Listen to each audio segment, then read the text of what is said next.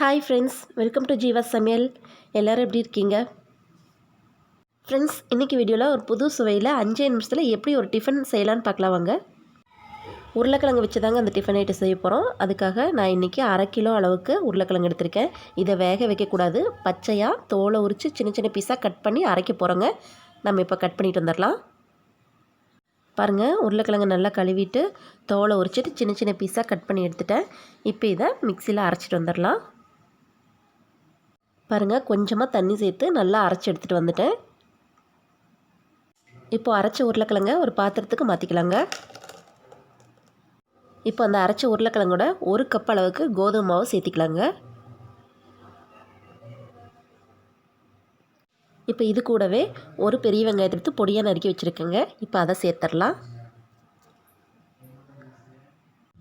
1 cup அளவுக்கு carrot துருவி வச்சுருக்கேங்க. இப்போ அதையும் சேர்த்துடலாம். கேரட் போட்டிங்கன்னா உங்களுக்கு டேஸ்ட் இன்னும் நல்லாயிருக்கும். கூடவே கொஞ்சமாக கொத்தமல்லி தழை சேர்த்துக்கிறேங்க. இதுக்கு தேவையான அளவுக்கு உப்பு சேர்த்திக்கலாங்க. கொஞ்சமாக மஞ்சள் தூள் சேர்த்திக்கலாங்க. காரத்துக்கு தேவையான அளவுக்கு மிளகாத்தூள் சேர்த்திக்கலாங்க.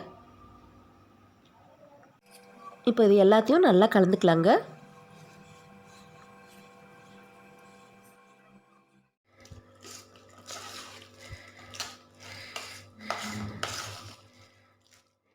இதில் 1/2 கப் அளவுக்கு தண்ணி சேர்த்திக்கலாங்க. இப்போ இது எல்லாத்தையும் நல்லா கலந்து விட்டுலாங்க. இது வந்து ஒரு பஜ்ஜி மாவு பதத்துக்கு வரணுங்க. ரொம்ப கெட்டியாகவும் இருக்கக்கூடாது, ரொம்ப தண்ணி மாதிரி இருக்கக்கூடாது.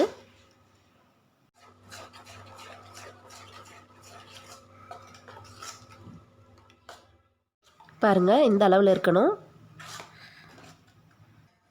தோசைக்கல்லில் கொஞ்சமாக எண்ணெய் விட்டுட்டு இப்போ தோசை மாதிரி அதை ஊற்றி எடுத்துக்கலாங்க. தோசை மாதிரி ரவுண்டாக ஊற்றக்கூடாதுங்க. இது ஒரு ஸ்கொயர் ஷேப்பில் ஊற்றிக்கலாம். இதை வந்து நம்ம கட் பண்ணி எடுக்க போகிறோம், அதனால் ஒரு ஸ்கொயர் ஷேப்பில் ஊற்றிக்கலாம்.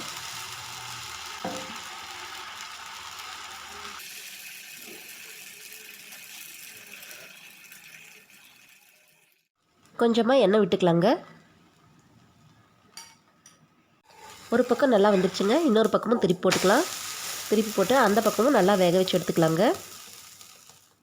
இப்போ 2 பக்கமும் நல்லா வெந்துடுச்சுங்க. இதை எடுத்துக்கலாம்.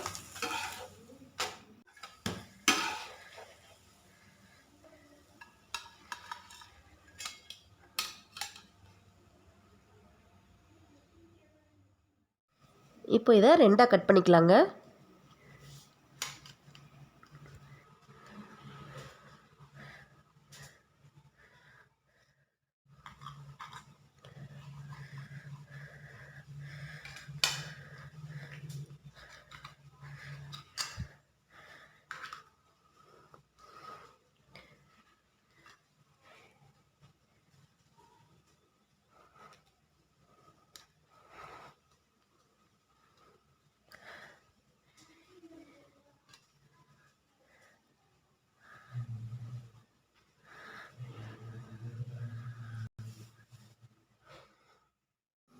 பாருங்கள், சட்டுன்னு ஒரு புது விதமான டிஃபன் ஐட்டம் சூப்பராக தயாராகிடுச்சு.